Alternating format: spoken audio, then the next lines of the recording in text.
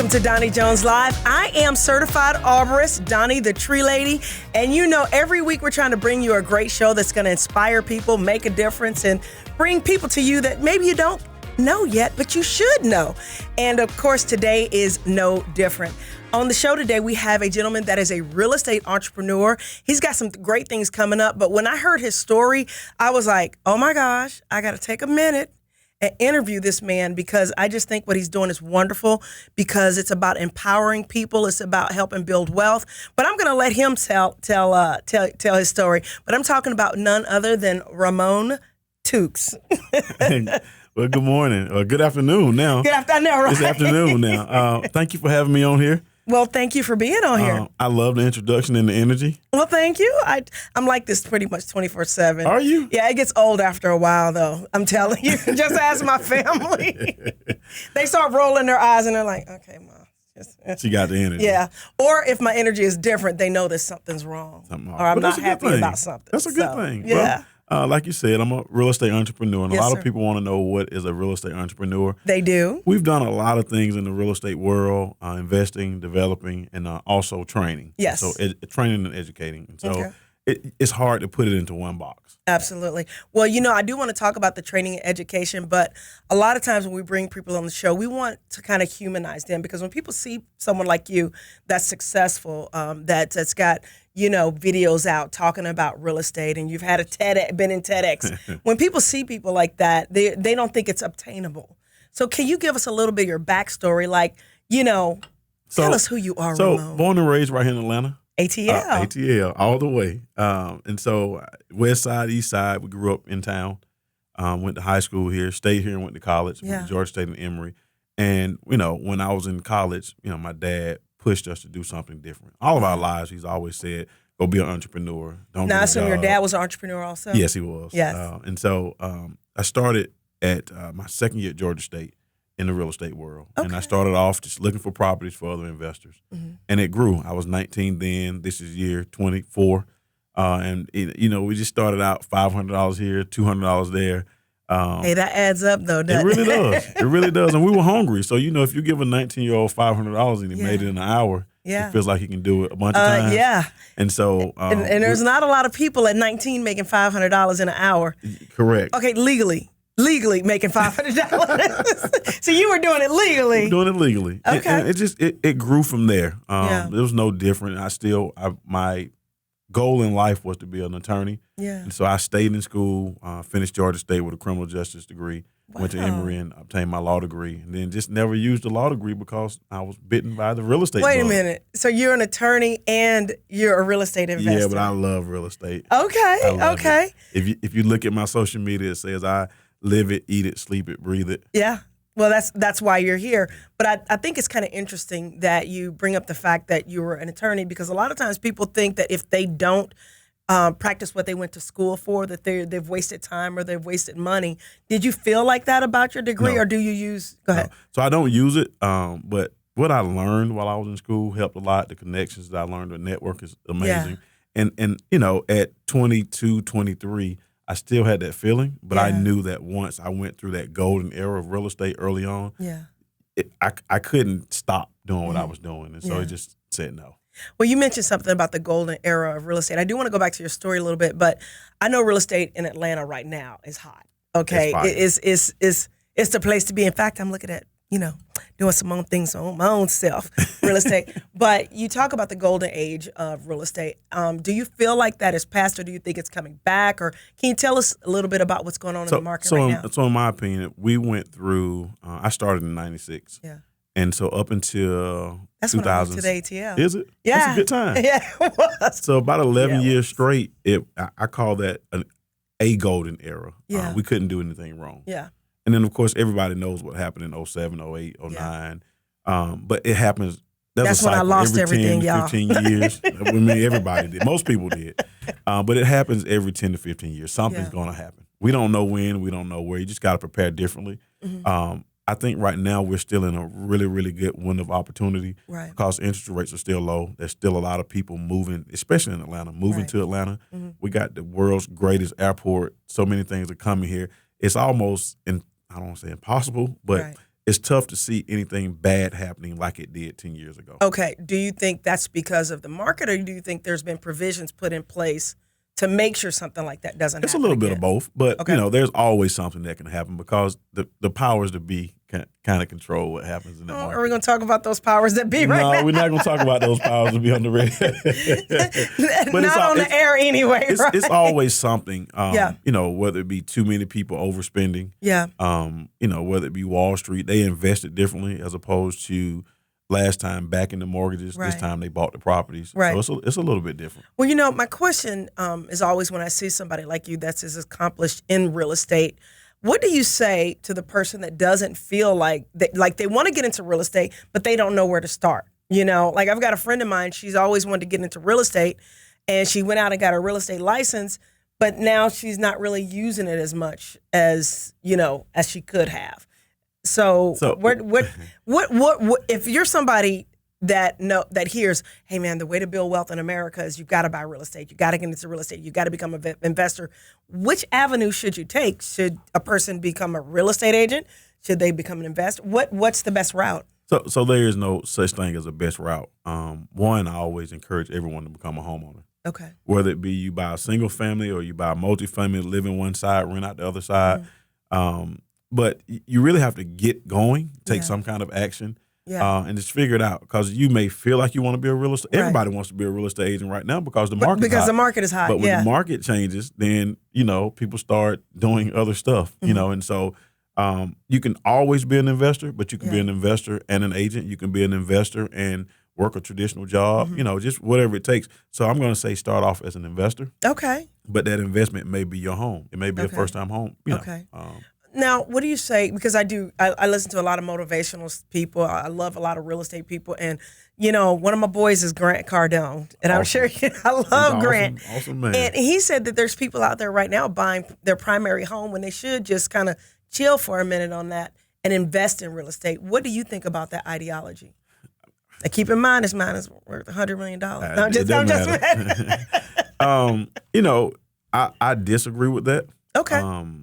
You should always be looking for because your primary home has so many write-offs. Right. Okay. And it's less stress. If you go out and buy that first investment property and it doesn't go right, then you don't have anywhere to go a lot of the times. If you buy it as a investment, knowing that I'm going to live in it for a year or two, move up, rent out some rooms, do some Airbnb, you have so many options because you got to pay for somewhere to live anyway.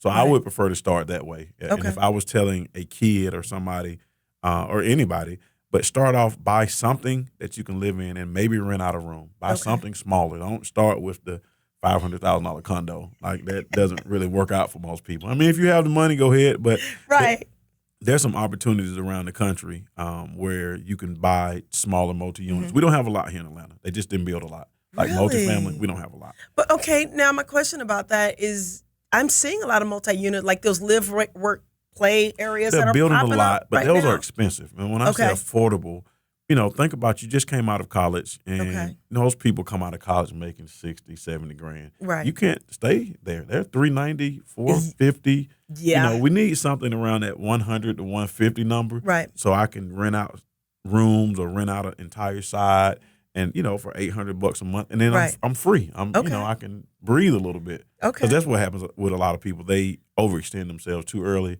and then they're stressed. Now, how did you transition? Because you said when you got out of college, you realized that your passion was real estate. How did you go from there? Because I'm always trying to get into people's story. And in the next segment, I do want to talk about something that you've got coming up. But how did you say, okay, this is not what I want to do? I don't want to be an attorney. I'm going to stick with investing. We was making so much money. Okay. I mean, it was 2003 when I was coming out of Emory. Yeah. And it was really, really a really good time at the time. And so I saw my friends starting out, even the ones that were like A+ students being recruited by the best law firms. They were starting off like at 100. Yeah, and you were like, I'm already doing it. Yeah, that wasn't going to work. That wasn't good. It helped me make my decision, but I knew every day the joy that I got up and as I, invested in properties, as I collected rents, even during the bad times from 2009 to, I'm going to say 2013, we figured out how to make it work. Okay, so you never went through that. Like for me, I used to own some real estate and, like investment properties. And I made the mistake of being my own landlord. And so I'm out there trying to collect rent, and the economy's crazy, and I'm buying people's excuses. They're like, "Oh, well, Miss Donnie, I can't afford to pay my rent." So I'd be like, "Okay," I'd feel bad and had a hard time putting people out. So when you're starting, what do you tell people about being a landlord? Or Get a property manager. Okay. Because, I've been in that situation where it's hard. You see kids, it's hard to put them out. Yeah. Right? But here's what you have to do. Right. I have to say that kid has to go, or she has to go, or my other kids. And it makes it so much easier for me. So it's between your kids or their kids. I'm going to pick my kids all day, every single day. time. But the way to put that wall up is get a property manager. Okay. It's a system. Pay on the 1st, late on the 5th, file eviction on the 10th. So do you also run a property management company? No, I hire outside property managers. Okay. Yeah. I still do some myself. We still do some in-house. Okay, for your properties or for other For our property? properties, yes. Okay. Well, before we go to the next segment, what's one thing somebody could do right now to get their foot wet in real estate? There's a lot of free events around town, RIAs. We do several free events. We have things for lunch. We have some things going on every single week. It's just free. We have a late night show that we do, and it just start understanding what it is. Yep. How can people find you real quick? And we are talking to Ramon Tukes. Yes. And how do we find you real quick? So I'm Ramon Tukes on every social media. Okay. It's either Facebook, that's easy. Instagram. It is. It's RamonTookes. I hear you. Well, I'm Donnie Jones Live. I'm here with Ramon Tukes. We're going to take a real quick break, and we'll be right back.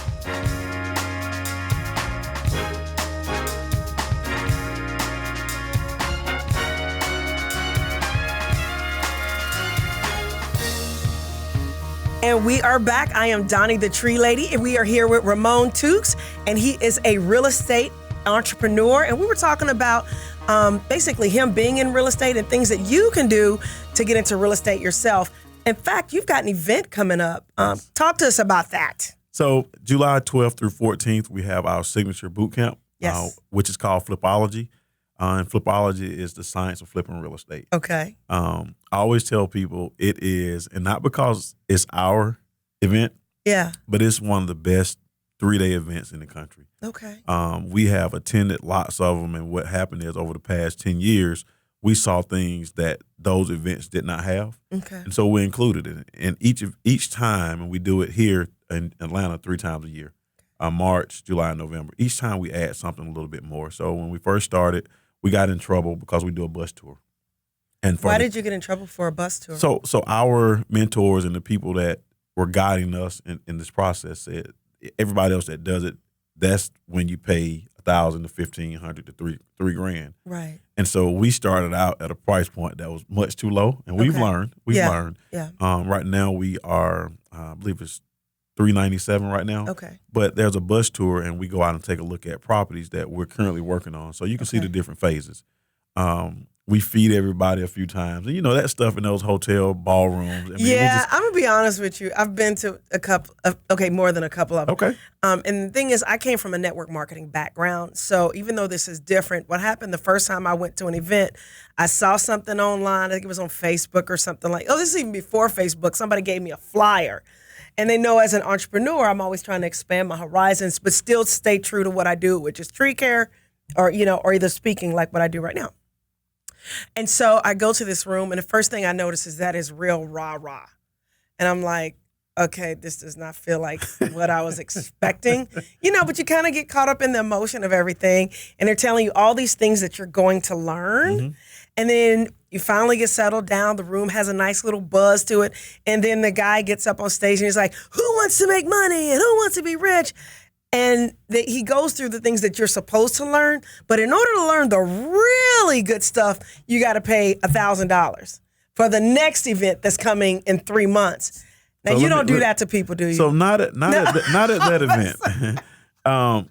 But let me say this: those I didn't make guys, my guests mad. No, those guys are really good. So any of those programs that you see on TV, they all have something that you can learn from, and you got to pay to educate yourself. Absolutely, you got to invest in yourself. I always tell people whether or not you invest in that program or this program, you got to do that. But the main thing is, no matter how much you learn, no matter how much knowledge, you just got to go out and take some action. Right, that's true. I don't care if it's my program, if it's somebody else's program. because everybody doesn't fit. Right. Your personality may not fit mine. So Right. what I'm doing after the boot camp Right. we may not need to work Right. together. But I think what you said, you do have to invest in yourself. Yes. Like the thing that surprised me is when I have been to those events, how many people would be in the audience thinking they shouldn't have to pay anything. Right. Like I have to admit, I did get some good information, but nobody's going to teach you everything that they've got in their head. They can't. You know, nobody can do that. So I agree with you, but I just like for people to be transparent about that, because I think when people are looking at real estate, they know. They're not stupid. They know I've got to learn. If I don't know how to do it, they don't know. They don't know. Really? Unfortunately, there's so over the past probably 10 years, you've seen all the things that say no money down, no credit, and Right. that's a very good strategy. Okay. So people only want to hear that because it sounds exciting. I don't have to put anything in it, Right. but I can make $1 million, right?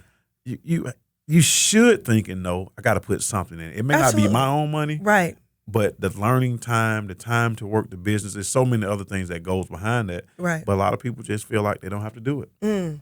Now tell us about your event again. I know you said it's called Flipology. Flipology. When is it again? Because that's one of the reasons why I wanted you here, because I heard about that and I'm like, he's different. He's got his stuff is going to be good. So y'all, I want you to check out his event, because even though we have people on the show that can be entertaining, that can be, inspiring, my goal is not just to inspire you, but to inspire you to take action. I'm blessed to be in an industry that I love, which is the tree care industry. Multi-million-dollar industry, great, love it. I love speaking and stuff like that, but not everybody can speak. There's a lot of people out there that may have the time or can make the time to become successful in real estate. And it's also a great way to pass on generational wealth. Number one. And I want you to talk a little bit about that in a minute. But tell us again about your event and how it is different. And you guys need to check it out. So July 12th through 14th, we bring in a bunch of different speakers. Yeah. Talking about tax incentives, how to structure your business, where you get funding from, how do you estimate repairs, which is something that I speak on a lot. I was speaking last night about how you estimate repairs, because it's the biggest fear in this business. Everybody that gets into it, I can tell you this, there's a ton of money in the market. Okay. There are a ton of deals out there, right? But people always say, I heard somebody lost their shirt fixing. I heard a contractor ran off. So I hone in on teaching you how to protect yourself. Okay. We can't prevent everything. Things happen, but how to estimate repairs, I can teach a 4-year-old almost how. If you can count, I can teach you how to estimate repairs. Teach my daughter how to. Oh yeah, for sure. We can teach her. Love it. We have real estate agents that talk about the importance of having a real estate professional on your team. We also bring in attorneys, stagers, the whole nine. So our goal is when you leave that weekend, you understand the process. Right. You really understand. Here are your resources. It's not one person standing in front of the room. Right. It's not about me, Ramon. It's about you understanding what that process is. Can I touch that lender? Right. Can I call that attorney? Can I call that accountant? So you're not waiting on us. You can. But just do do people get a chance to work with the people or the organizations that will be speaking from the stage? Because a lot of times you'll see they have all these great people on the stage, but then when you come off the stage and you're ready to do a deal, where are they? So talk to me about the people your that we bring are local people that we use. Oh, great. And so it's rare. We bring in a couple of people from one guy from Vegas, but he does business funding, business credit. So he's available at all times. But I do believe in bringing in the local folks because I can reach out and touch them. I can go to their office as opposed to people that I can't find, like you said, once the event leaves. Well, I also have another question, and this just kind of popped in my head because you had mentioned agents. How has this whole thing with the internet changed your industry as far as people feeling they don't necessarily need an agent, or they can go to an agent that charges a flat fee and just do everything, themselves, or with just a little bit of internet support? What do you think about that? The right agent, when you know you have them on your team, you need them. Okay. Right. And that person, like my agents, help manage construction jobs. They protect us at all costs. They bring buyers. Agents are still really, really important. Okay. Those people that want to do for sale by owner stuff, they never really win, especially if you're going to do this as a business. You need somebody that's going to truly be on your team, and real estate agents and professionals are always going to be necessary. But what about that guy that's got the app now? It's like something HomePad or something. There's a few of them. There's a few of them. It's still, Does that affect your business at all? Not at all. No, Okay. it's so many opportunities out here. There's always going to be something new that comes to the market, and so you have to not really make adjustments for that because it's things that they do that we do that they could never do. Right. We find deals on a ground level, Right. and they still need that. Okay. So agents that bring us deals, agents are going to be out there with their ear to the in the streets, Right. And so they understand. Listen, we got this deal. Right.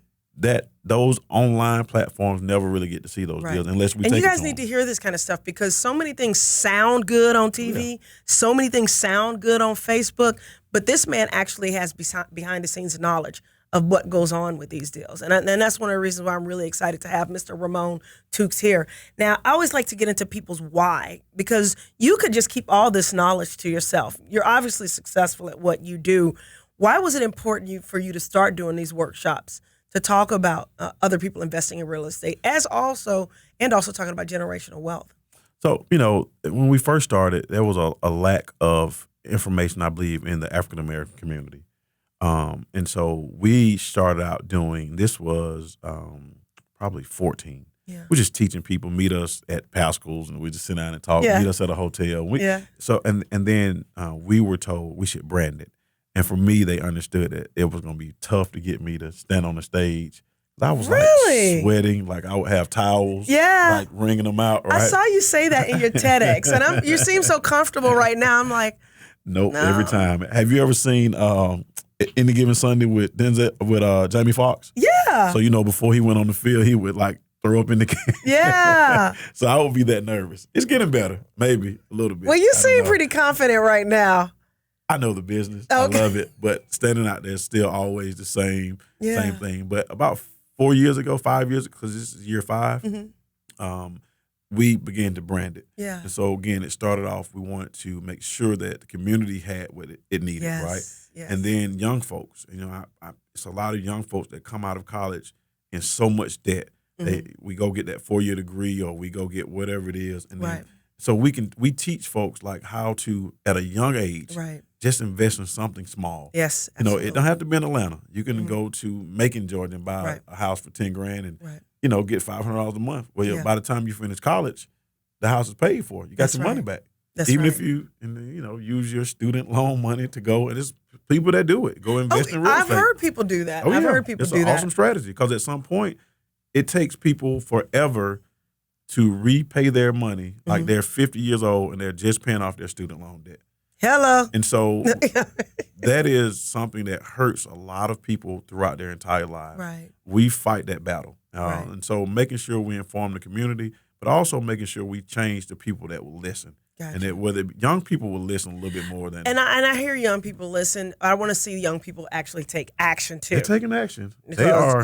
That's because of you. That's a good thing. Yes. But guys, once again, we're here talking to Ramon Tukes. I was playing with him. I was like, should I throw that? Ramon Tukes. He's a real estate entrepreneur, an investor. And once again, how do we get in contact with you? So everything is Ramon Tukes. Shoot us messages. He always is. Everything is.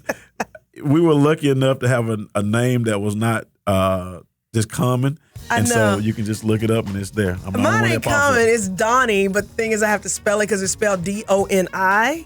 So, but Ramon is easy, R-A-M-O-N. Tukes, T-O-O-K-E-S. Yes. Awesome. Well, we're going to take a quick break. We'll be right back with Ramon Tukes, and we're going to talk a little bit more about building generational wealth. See ya in a few minutes.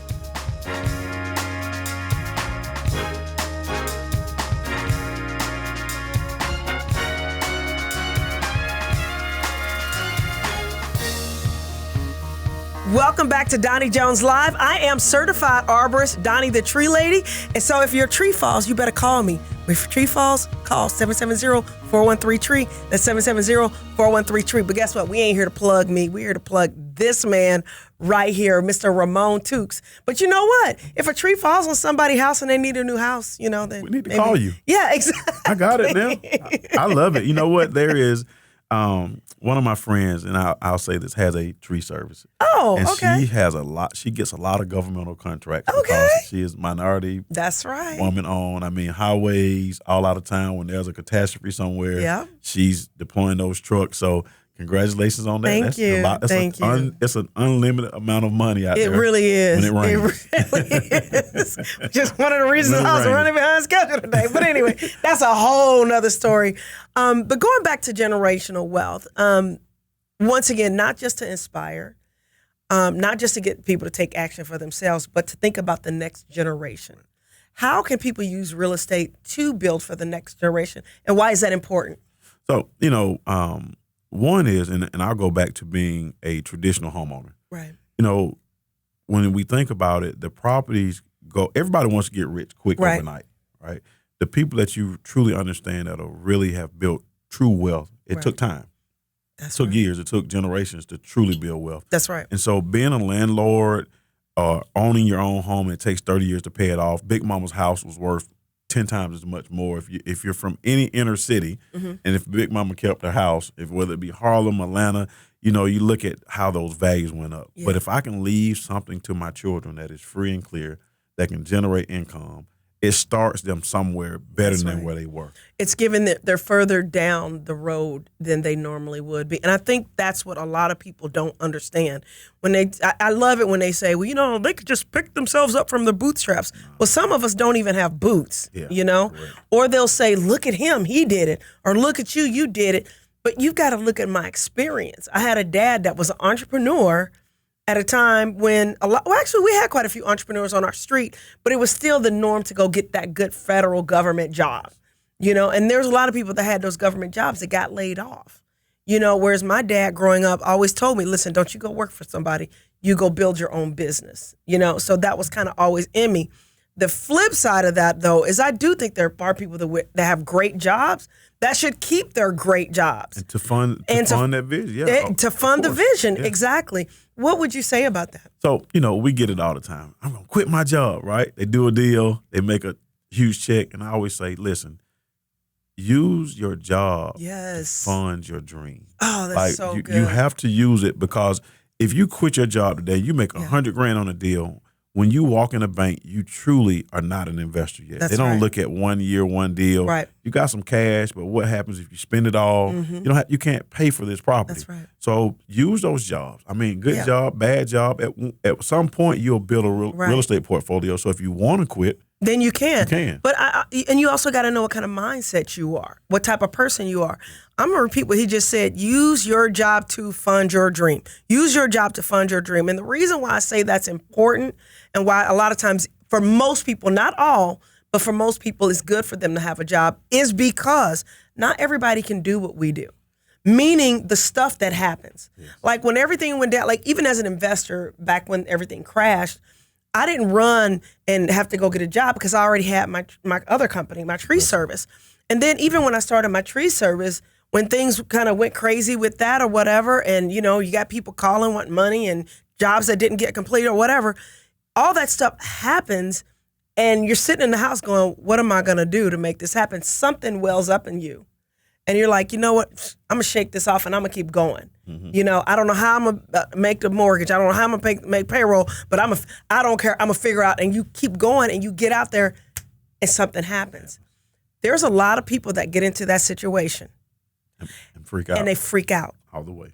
And that's what separates people sometimes. It's not that you can't be an entrepreneur. You have to know what kind of entrepreneur you are. Like, I'm the type of entrepreneur, you throw the spaghetti up against the wall and whatever sticks, boom, I'm going to roll with it.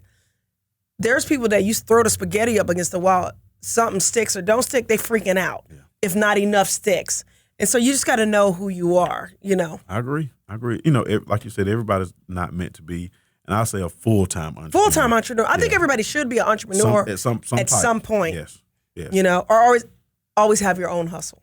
Correct. Or your own side business. Because I like the word hustle, but then again, I don't like it because it doesn't give your small business the respect it deserves. People talking about they side hustle, but then they don't treat it like a business.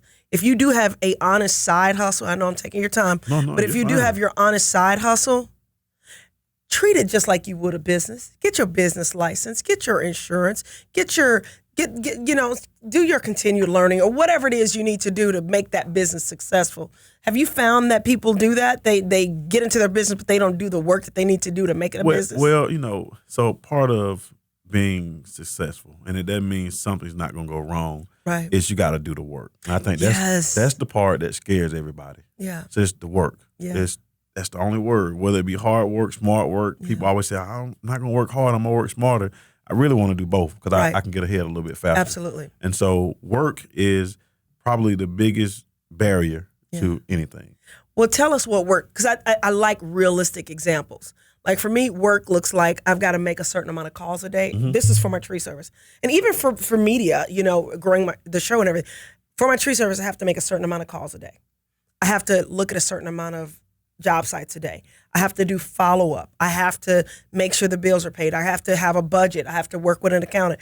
In your industry, for somebody getting started, what does the work look like so they can have a visual? So, really you have to sit down with someone that can look at your entire picture, because it's 4 or 5 of us here, right? Yeah. And so everybody has a different scenario.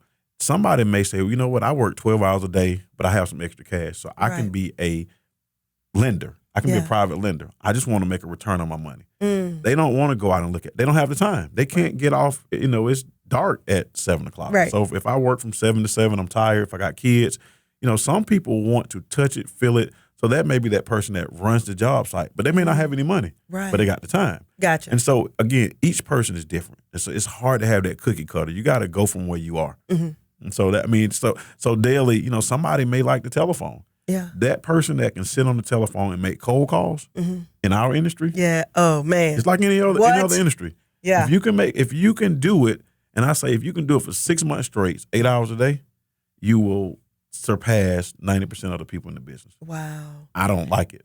Did you ever do it though? I still do it sometimes. Okay. Sometimes. Because we teach people how to do it. I have a group of people that do wholesaling, and some other parts of it. Yeah. So I'll sit down, and joke around and have a good time. But you really don't have to. But on the flip side of that, you do have people that do it for you. We do it together. Yep. Okay. Yep. We partner up and do it. There's a ton of our competitors that build sales systems and sales teams. So it's a necessary back of the office. Right. You got to have it. You got to have the back office. Yeah. And the reason why I'm kind of harping on that a little bit is because I think somebody heard that you say that as a successful person, oh, I don't have to do that anymore, meaning they don't have to do it. And no, you have to do it. If you're just starting, you have to do it so that you can get to a point where you don't have to do it. Like he doesn't have to do the cold calling and the follow-up and stuff like that. But he has people on his staff that does that, and that's what makes his business successful. Right. What are some other tidbits you can give people aside? Well, I think one of the best tidbits is coming to your event. July 12th through 14th. Yeah, let's talk. That's what we're here for. Talk about that event, man. So, last in March, you never know who's going to be there. I'm going to tell you that, right? And in March, one of my idols came, and we joke about it. We say he was our mentor before he was our mentor. Yeah. And so Les Brown walked in. What? And spent about 45 minutes with us and just gave us everything. I don't know where he pulled it out. Les Brown. Are you? Oh my gosh, I love him. Listen. Yeah. I think we cried in that room. Oh, wow. We did. It was 100 folks. We stop it at 100 seats because of the buses. We don't want more than 2 buses going through neighborhoods. Right. And each bus holds 50. And so, but just the energy that he brought, and we bring on other people, other motivational speakers. Yeah. But when I tell you, he changed some lives that day. We had a 13-year-old girl that knew her mom registered, and apparently her mother had been listening to Les Brown for the past 5 or 6 years or whatever, and so she could quote him. Yeah. She loved him. She said, "Can I come?" Wow. So we let her come. Absolutely. I mean, we allow kids to come. My 13-year, she's 12 now. She'll be 13 this month.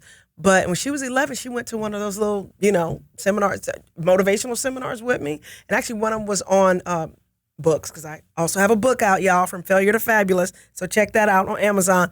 But I had my daughter there because I think these are things that she needs to know. And actually, a lot of kids that age, they want to be there. They want to know. I don't think it's too young to start learning those things, Even if they only get a little bit and absorb it, and they remember. That's right. They remember. It can change, their thought process, because we think our parents are old when we're 12 and 13, but when you get as an adult, you realize what was being instilled in you. And Absolutely. But yeah. So at the boot camp, I'll say this: it's motivational. Yeah. They have fun. Yeah. They dance. Yes. I can't dance. No.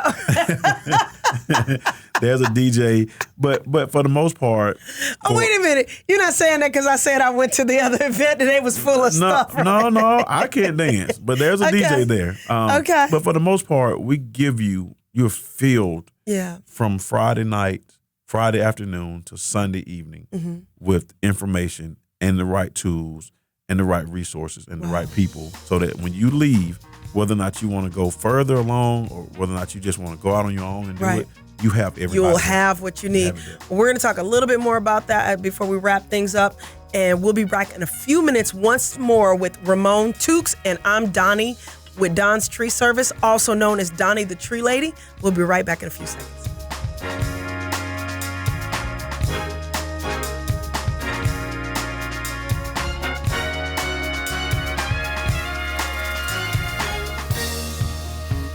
And we are back. I'm Donnie the Tree Lady with Ramon Tukes.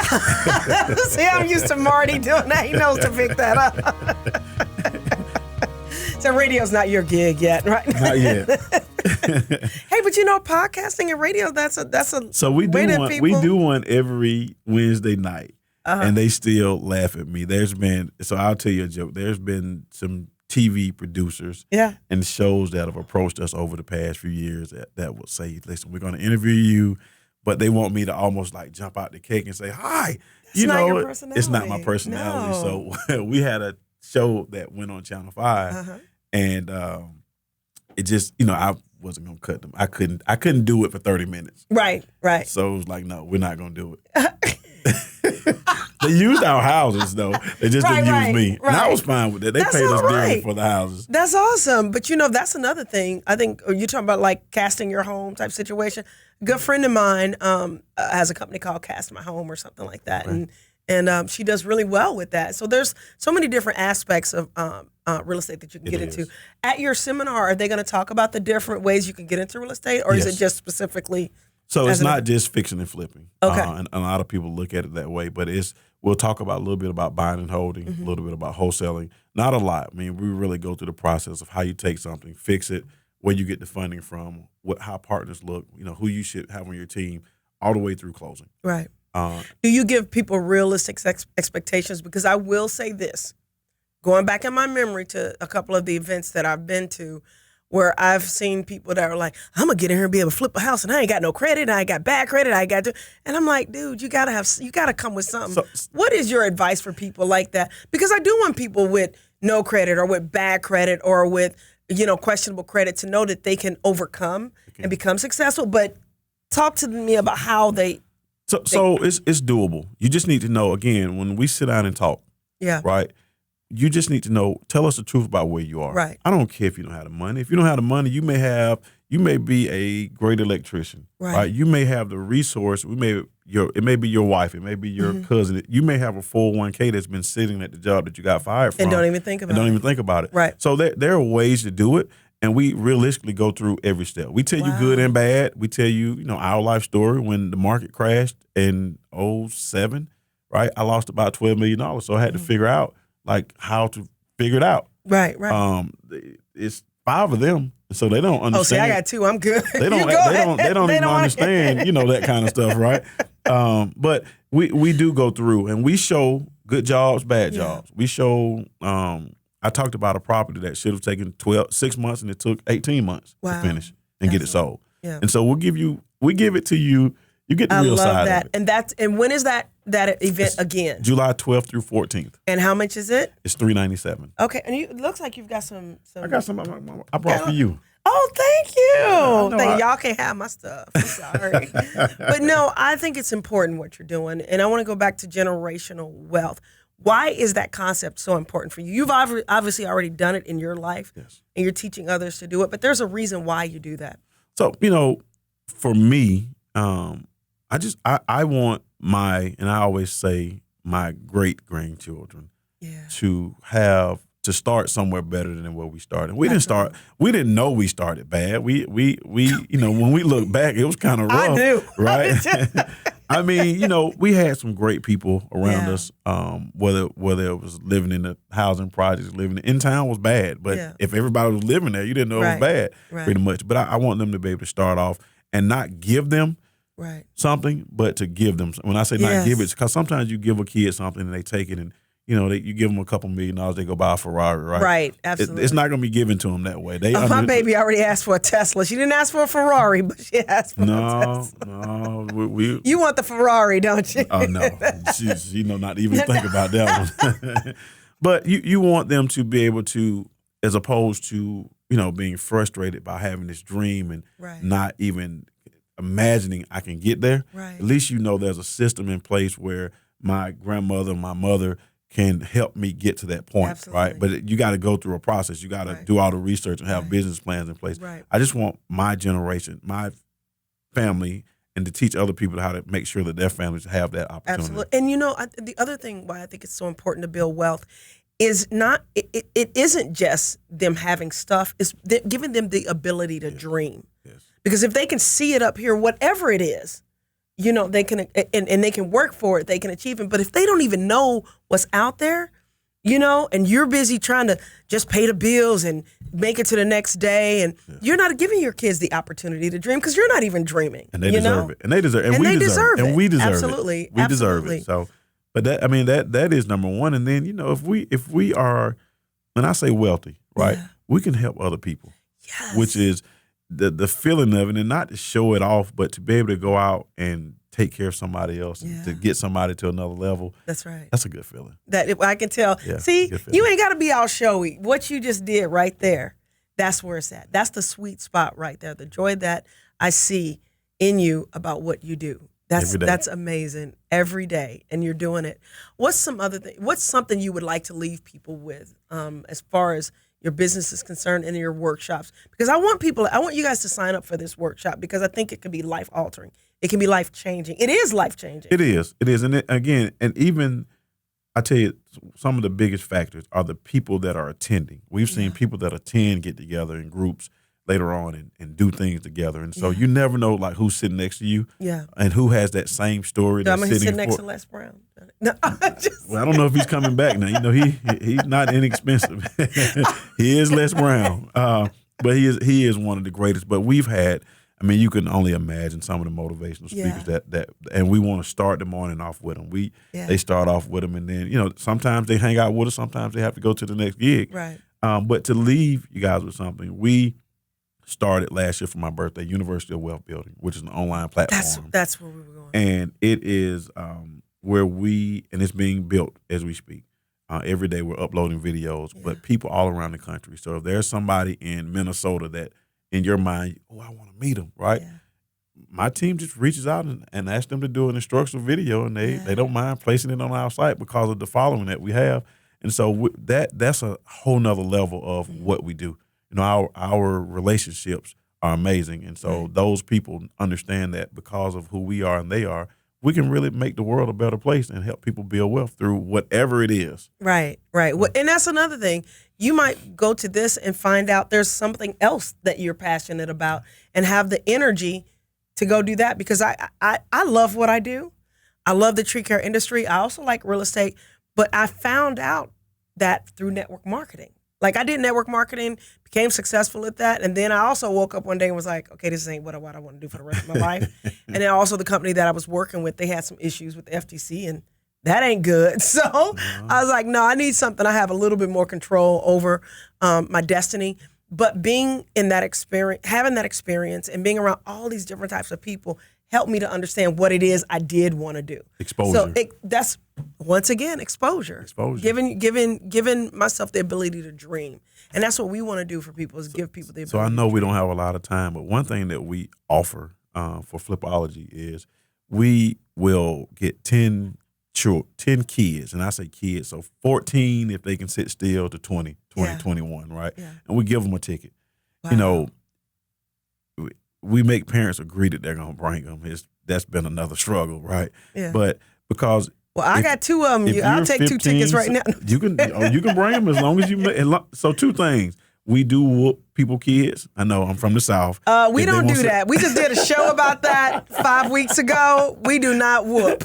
We don't whoop. I talk to them. You do, you? I talk, yeah. But anyway, that's we gotta. I mean, look at her. You see how she's amazing. She doesn't move. She understands. No, I'm just playing. See, mine will still be moving, but I'd be like, "Do you want to? I'm gonna talk to you if you keep it up." And then she'd be like, "No," but we as parents, because we want to expose as many kids to this business and all the other parts of it. So lending, it's a lot of kids don't understand that the lending business is really just you're talking to people. You're a broker. Yeah. You're not lending your money. Right. Right. You're working for somebody and you're giving them the funding. Construction is so many different parts of construction, learning a trade, whether it be, framing, heating, and electrical. It's so many different ways that you can go make some money. Right. Right. And so that's the exposure that we give during that weekend. And everybody talks to them differently. We take them in the huddles. We do things differently with the kids than we do with so they actually get more out of it than most adults get out of it. Okay, well then, can I go to the kids section? No, I can't go to the kids section. Before we wrap up, how did you come up with the name Flipology? Because I love that. So Jay Stone speaks to me. Jay Stone is a branding expert, and she was really tough on us. And so we're always being creative. And we just sit down and brainstormed, and we just came up with it one weekend. Okay, because I think it's very cool. It's memorable. It is. Flipology, and that is actually the name of your organization, or is it just the name of the? It's the name of the boot camp and the books camp.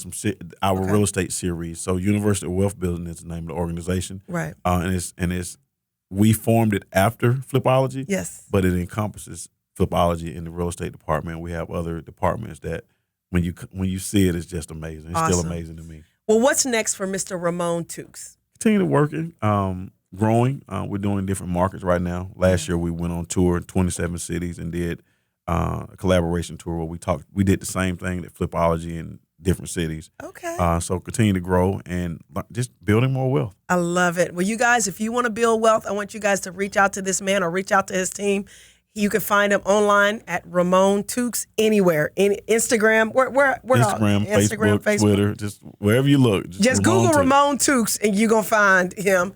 And the name of your organization is the University of Wealth Building. Yes. University of Wealth Building. Man, I love that. I can't thank you enough for being here. Thank you for having me. I believe in what you're doing. I love what you're doing. And I just want you to continue to be blessed in what you're doing. Thank you so much. All righty. Well, you guys, you've been listening to Donnie Jones Live. I am Donnie the Tree Lady, and we'll be back next week with another exciting guest. And thank you so much for joining us.